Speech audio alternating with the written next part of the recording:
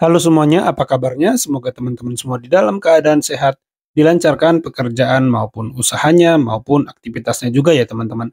Ya, pada video kali ini saya mau mengajak teman-teman menyaksikan gitu ya, Bung Margarito yang memotong ucapan dari Bapak Ferry Amsari gitu ya.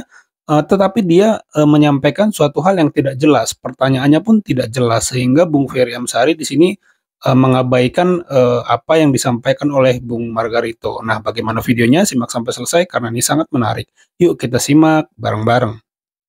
Politik selalu dekat dengan hukum tata negara. Tapi begini, Tunggu dulu. Dengar dulu. Sabar. Ini penjelasannya belum selesai, Bu. Enggak supaya apa? Begini. Tunggu dulu. Begini. Biarkan saya selesai bicara. Biarkan saya selesai bicara. Supaya clear. Saya menjelaskan begini. Bayangkan begini. cara Apakah presiden kalau tidak ada mengabaikan capres, ada hak orang untuk kampanye? Oh, ada sepanjang itu didukung oleh partainya. Enggak, kalau orang itu tidak bisa berstatus. Coba Anda sebutkan presiden mana di dunia yang berhenti berkampanye untuk anaknya dan dari partai lain. Presiden di dunia mana ini yang ada? Di dunia mana yang ada anak capres? Lah, ada tuh di Filipina. Di mana? Di Filipina. Di mana? Sarah Duterte. Iya. Urusan dia kan itu? Iya. Ya itu urusan dia kan. Kalau dia tidak mau mencontoh Duterte. Enggak, itu kan dia tidak mau. Bisa jadi undang-undangnya tidak memungkinkan. Sudah, saya lewat nanti silakan Bapak. Begitu itu loh. Saya mau menjelaskan bahwa hasrat presiden melabrak janjinya sendiri. Ya, dia mengatakan di November, 1 November tidak akan boleh semua pejabat termasuk dirinya berkampanye, semua harus netral. Lalu dalam beberapa bulan dia melanggar itu. Kenapa tiba-tiba di minggu tikungan terakhir kampanye dia harus menyatakan saya juga berhak loh untuk berkampanye, karena untuk meyakinkan haknya itu dia bahkan print out besar-besar poster undang-undang. Padahal Bang Kardi dan semua orang hukum paham tidak perlu poster teks undang-undang itu di print out besar-besar untuk meyakinkan kebenaran. Dugaan yang bisa dilihat dari survei adalah bahwa angka 50% belum terpenuhi. Sehingga sebagai orang yang paling berkuasa, dia harus turun berkampanye, memastikan kemudian ada upaya menyelamatkan kepentingan anaknya di dalam itu. Jadi dana bansos itu nggak seberapa dibandingkan 2 putaran ya? Ya, nggak sebanding. Bagi saya dalam berhukum, tidak hanya sekedar teks.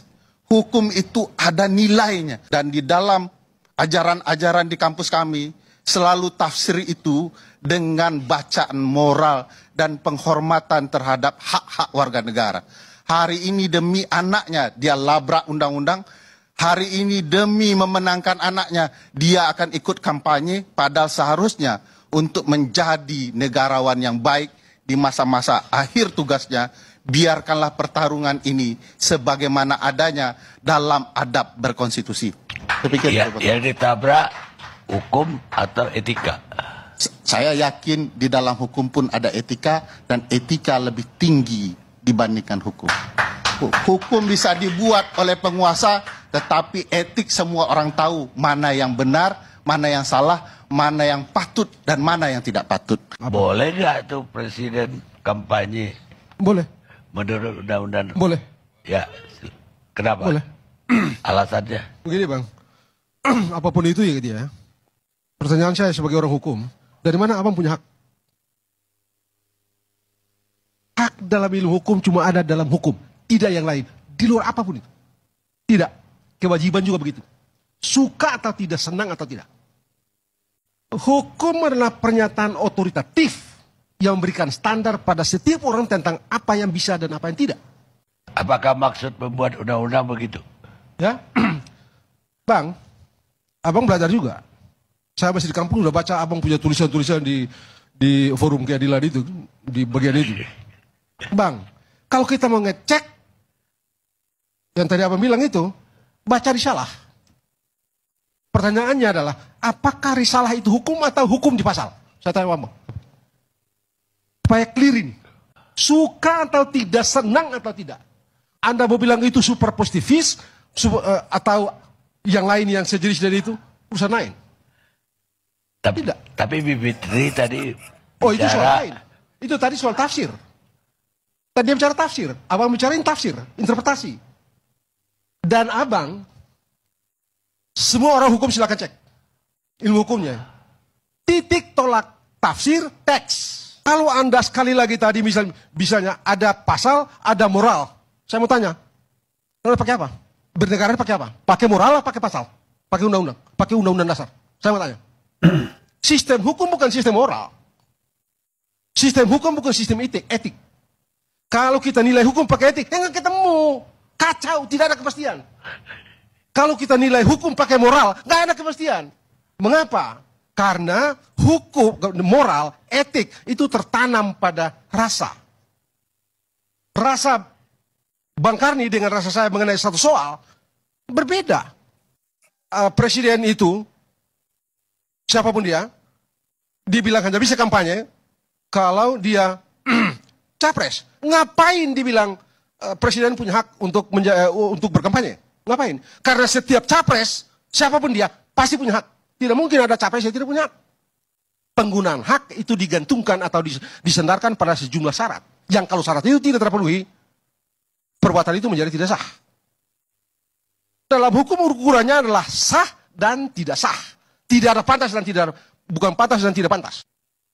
Saya sekali lagi berpendapat, mau disebut saya positivis atau tidak, formalis atau tidak, urusan lain. Urusannya adalah kita bersepakat menjadikan hukum sebagai patokan bersama. Jadi etik dan Dua moral hal yang tadi berbeda. di bawah hukum. Dia menjadi sandaran untuk melahirkan teks. Yes. Ya, sebenarnya ini udah lewat ya teman-teman. Terbukti Prabowo Gibran hitungan sementara itu 50% lebih gitu ya. Dan isunya juga sebenarnya sudah lewat gitu ya. Mungkin beberapa dari teman-teman sudah bosan gitu ya. Tapi ya menarik saja untuk mencermati gitu ya. Para pakar hukum ini berdebat gitu ya teman-teman. Saya sebenarnya sependapat juga ya, seperti perkataan Profesor Yusril gitu ya, bahwa dalam konteks hukum positif ya memang hukum di atas etika ataupun moral gitu teman-teman. Karena kalau menurut Profesor Yusril ya hukum itu harus memberikan yang namanya kepastian gitu. Kalau etika kan itu seperti kata Margarito, dia menurut tafsir masing-masing, tapi bukan itu sih masalahnya.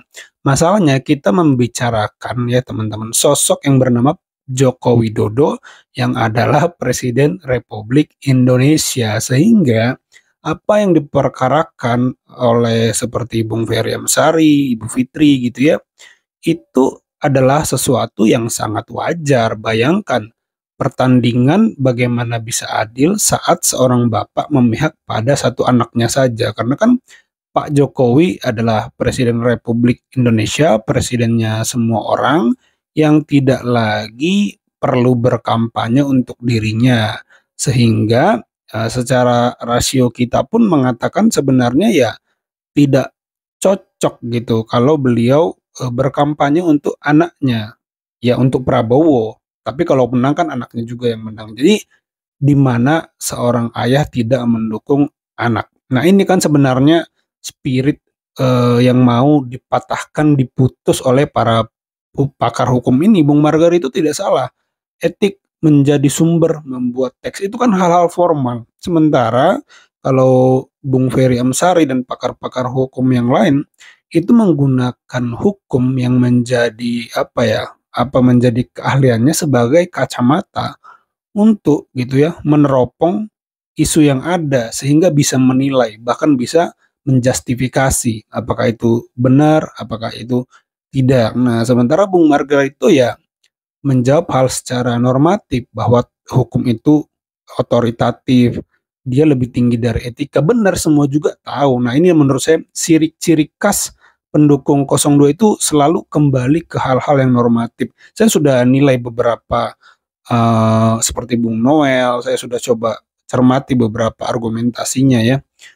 Siapa lagi, aduh saya lupa. Yang jelas pendukung 02 itu pasti baliknya ke hal-hal yang normatif gitu, hal-hal normatif. Padahal kalau nanti dibalik situasinya misalnya 2029, ketika misalnya yang maju adalah yang mereka dukung, tapi presiden tidak mendukung, malah kampanye untuk yang mereka tidak dukung, dijamin situasinya akan terbalik. Malah mereka yang akan berkata bahwa presiden tidak boleh kampanye. Karena kan ini sebenarnya masalah logik saja. Fair nggak sih kalau presiden ikut berkampanye dengan dimana dia mempunyai segala kekuasaan yang begitu kuat sampai ke mana, ke seluruh Indonesia lah gitu ya teman-teman. Jadi sebenarnya kan itu ya spirit yang mau diputusnya, agar pertandingan berjalan dengan baik, agar demokrasi berjalan dengan baik. Saya sangat bisa memahami sih.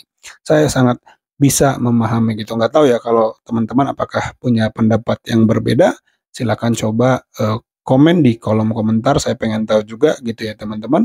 Terima kasih buat teman-teman yang sudah menyimak sampai selesai. Ini dulu untuk video kali ini. Jangan lupa di like videonya, di subscribe channel ini agar terus berkembang. Kalau perlu hidupkan bel notifikasinya agar teman-teman tidak ketinggalan ketika saya upload video. Sampai jumpa di video saya selanjutnya.